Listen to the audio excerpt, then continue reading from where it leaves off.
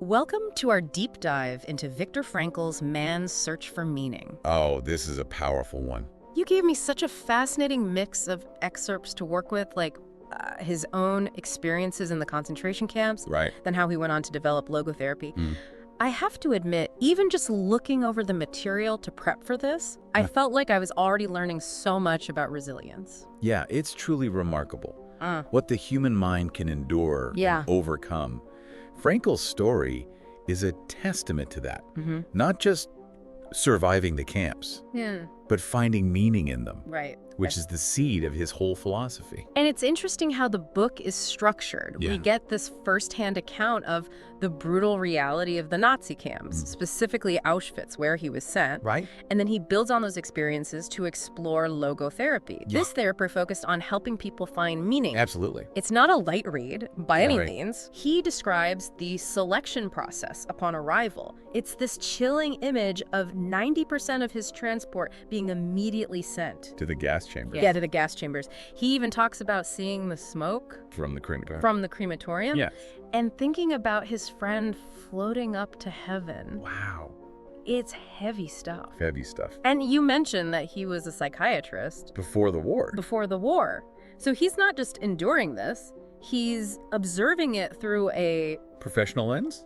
through this professional lens. He talks about the prisoners being stripped of everything, Yeah. possessions, clothing, even their name. Reduced to numbers. Just reduced to numbers. And he noticed that everyone went through these 3 psychological phases in reaction to that. Yeah, This dehumanization. And what's fascinating is that those phases are mirrored in other trauma responses as well. Oh, interesting. Yeah, he talks about that initial shock Okay. and denial, followed by apathy, a sort of emotional death. And then for those who survived, there was depersonalization, and then that incredibly difficult struggle to readjust after being liberated. I can't even imagine what that must have been like. It's almost like your mind has to shut down just to cope. It's a survival mechanism. But here's where it gets really interesting. Even in this state of utter dehumanization, Frankl noticed this powerful force at work, the will to meaning. Okay, now this is what I'm really curious about. Because he goes on to say that this will to meaning is even stronger than the will to pleasure, which is a pretty bold statement, especially going against Freud It is, and his thinking. but his experiences really solidified this belief for him. He saw how some prisoners who had something to hold on to, some meaning to strive for, were able to endure. And he didn't just observe it, he actively fostered it. He talks about encouraging his fellow prisoners, Yeah. reminding them of the future, of their loved ones, finding reasons to hope. So it wasn't about ignoring the horrors around them, No. but about finding something within themselves. Yes. Some spark of purpose to keep going. Precisely.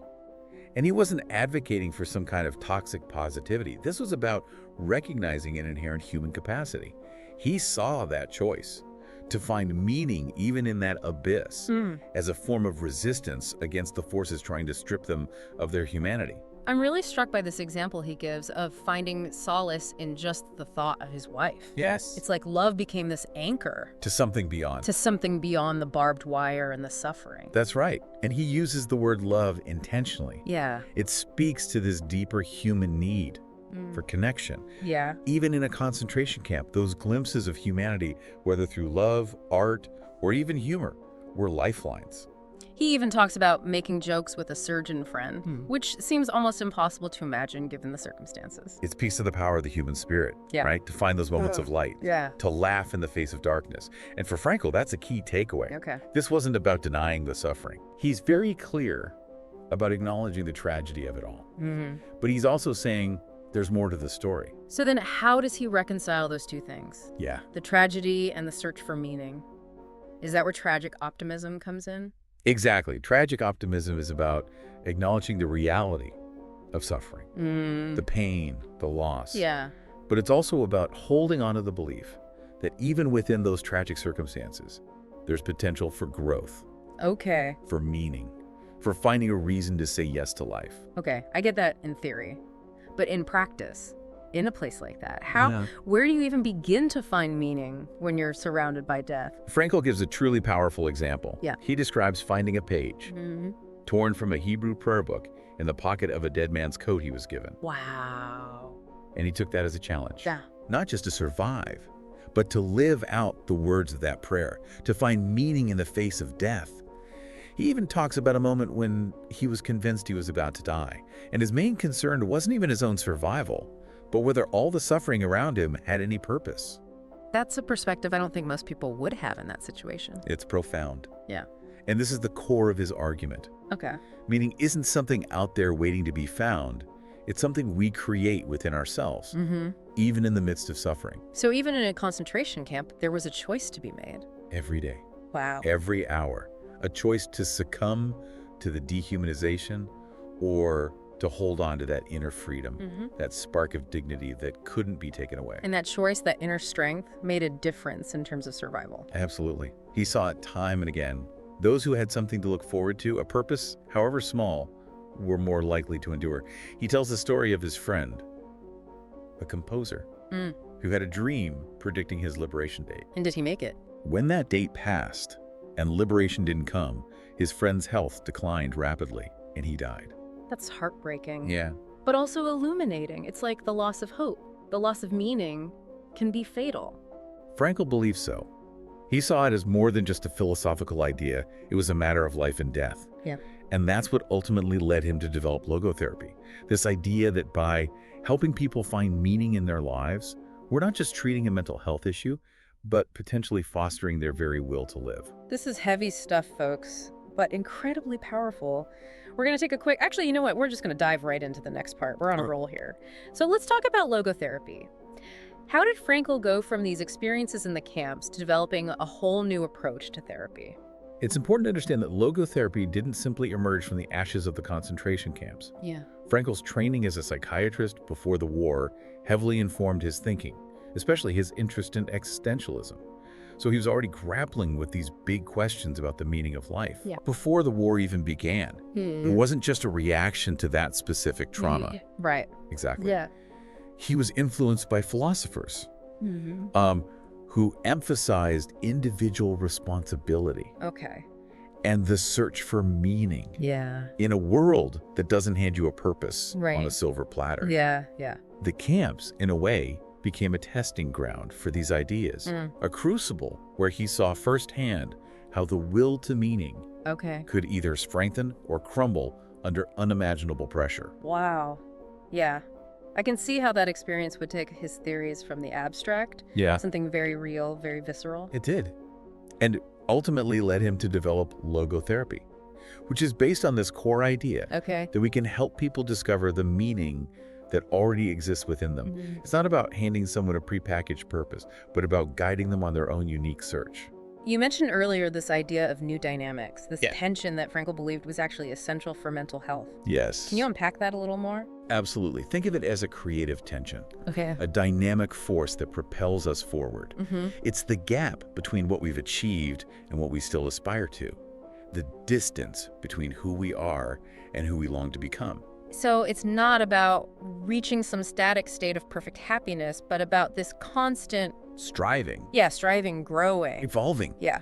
Exactly. And that's where the existential vacuum comes in. Frankl observed that many people, especially in modern society, experience this sense of emptiness, a lack of direction, Yeah. a void of meaning. Why do you think that is? Is it just a modern phenomenon? Frankl pointed to a couple of key factors. Okay. Unlike animals, driven by instinct, Right. we humans have to make choices, which is both liberating and terrifying. Yeah. We have to forge our own path, Right. and that can be daunting. He also felt that traditional values and structures, Yeah. which once provided a sense of purpose for many, had eroded over time. So we're left to figure it all out on our own, without a clear roadmap or even a compass to guide us. In a sense, yes.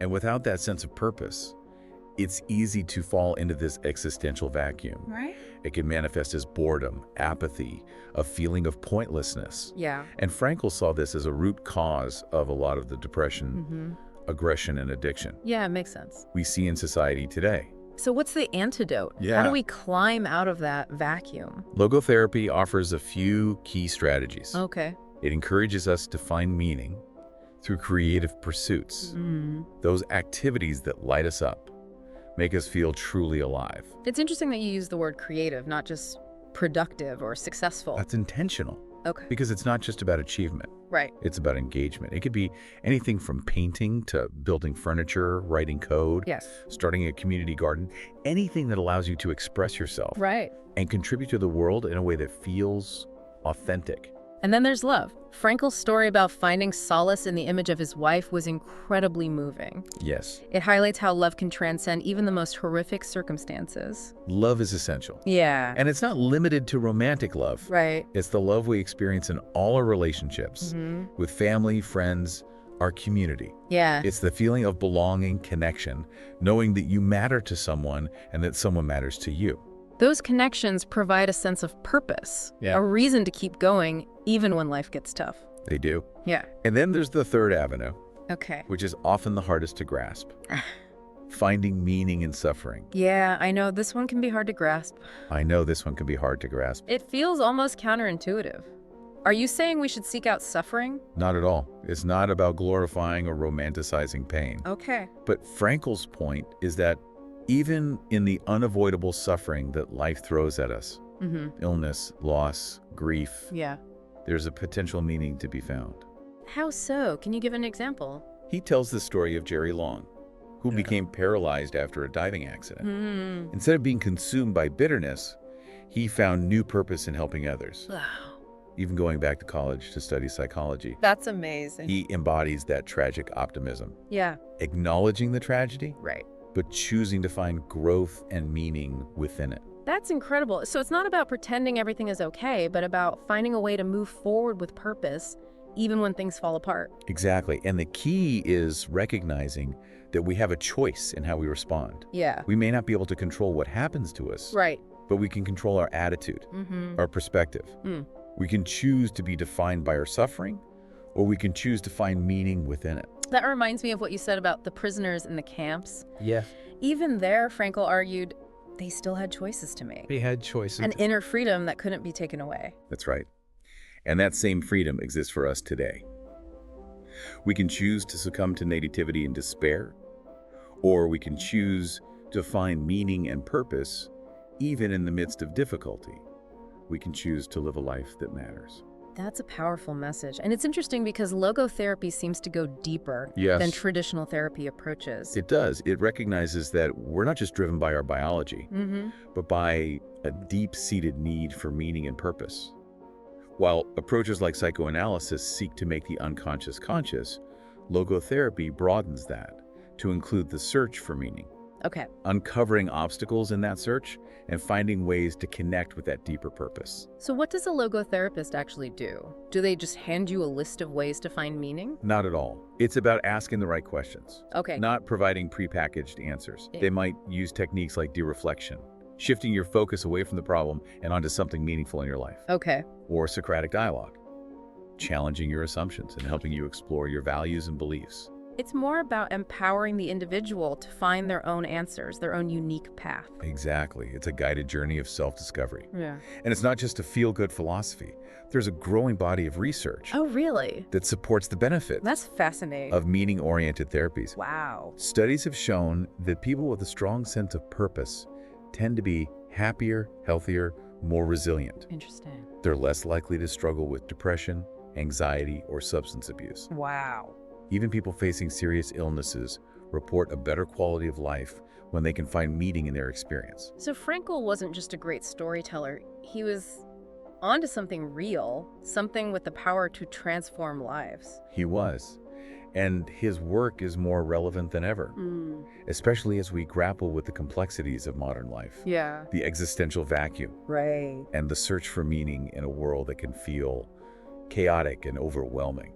This has been an incredible journey so far. We've explored the horrors of the concentration camps, the resilience of the human spirit, and the power of finding meaning even in the face of suffering. Yes. And when we come back, we'll bring this all home. We'll look at some real-world examples of people finding meaning in their own unique ways, and we'll explore how Frankl's ideas can guide us all on our own search for purpose. Welcome back to our deep dive into Viktor Frankl's man's search for meaning. Right. We've covered some truly profound ground so far, from Yeah. the concentration camps to the development of logotherapy. Yeah. And what's striking to me is how relevant all of this feels today. Even Really? though those experiences were so extreme, Yeah. We've got this existential vacuum Yeah. Frankl talked about.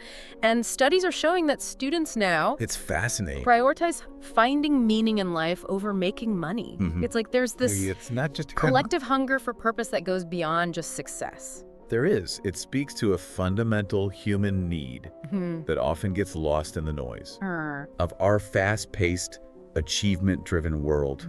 People are craving something deeper, something more meaningful than just climbing the ladder or accumulating possessions. So if someone's listening right now and they're feeling that emptiness, that lack of direction, what can they actually do about it? Does Frankl offer a roadmap out of that vacuum?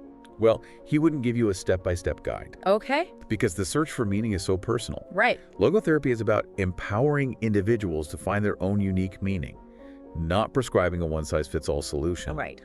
But he does highlight 3 main avenues where we can begin to explore. Okay, let's unpack those. The first one, if I remember correctly, is about creative work.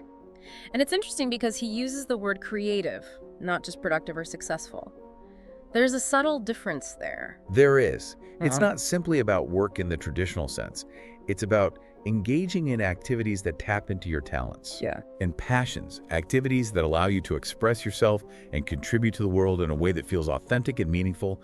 Think about those moments when you're so absorbed in a project that time seems to fly by. Right. That's a glimpse of what he's talking about. That makes sense. It could be anything from writing a novel to building furniture, coding a website, Right. volunteering in your community. Yeah. Anything that allows you to create something and put a piece of yourself out there. Precisely. Yeah. And then there's love, which Frankl considered another crucial avenue for finding meaning. Yeah.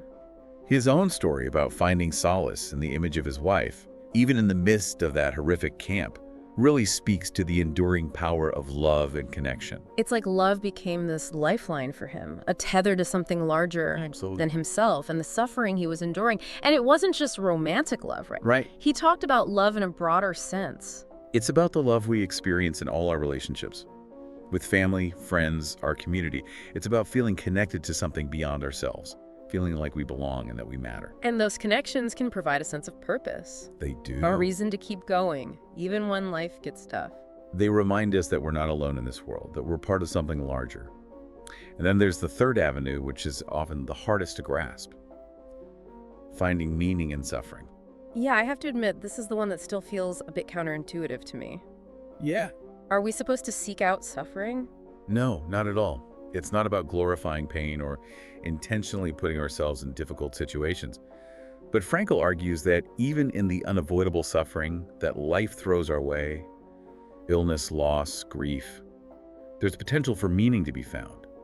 It's about how we choose to face those challenges, how we find dignity and purpose even in the darkest of times. He talks about Jerry Lom, Yes. who became paralyzed after a diving accident, as a powerful example of this. Instead of letting that tragedy define him, he found a new purpose in helping others, even going back to school to study psychology. Exactly. He embodies that tragic optimism, Right. acknowledging the tragedy Yeah. while choosing to find meaning and growth within it. It's a powerful reminder that even when life throws us a curveball, we still have a choice in how we respond. We do. So it's not about denying the pain or pretending everything is okay, Yeah. but about finding a way to move forward with purpose, even when things fall apart. It's about recognizing that inner freedom, that ability to choose our attitude, even when we can't control our circumstances. You got it. And that's a powerful message because it reminds us that we're not just victims of our circumstances. Right. We have more agency than we often realize. Right. We can choose to let suffering break us, or we can choose to let it shape us into stronger, more resilient individuals. So what does this all mean for us listening right now? How can we take these profound ideas and apply them to our own lives, which might not involve concentration camps, but certainly have their own share of challenges and struggles? I think it starts with asking ourselves some honest questions. What truly gives your life meaning? What are you passionate about? What brings you joy? Where do you find a sense of purpose? And how can you apply those insights to the challenges you're facing right now? It's about taking ownership of our lives, finding that inner compass, and choosing to navigate our own path even when the terrain gets rough. Exactly. And remember, the search for meaning isn't a destination. Mm-hmm. It's a journey. There will be ups and downs, moments of clarity and moments of doubt. But the important thing is to keep searching, keep exploring, keep asking those hard questions. And to trust that even in the midst of difficulty and uncertainty, there's a potential for meaning to be found. There is. And in that search, in that willingness to embrace both the joy and the sorrow, the light and the darkness, lies our greatest potential for growth and fulfillment. This has been a truly profound deep dive into Viktor Frankl's Man's Search for Meaning. It's a book that will stay with me for a long time. I encourage everyone listening to check it out. Until next time, keep exploring, keep questioning, and keep searching for your own unique meaning.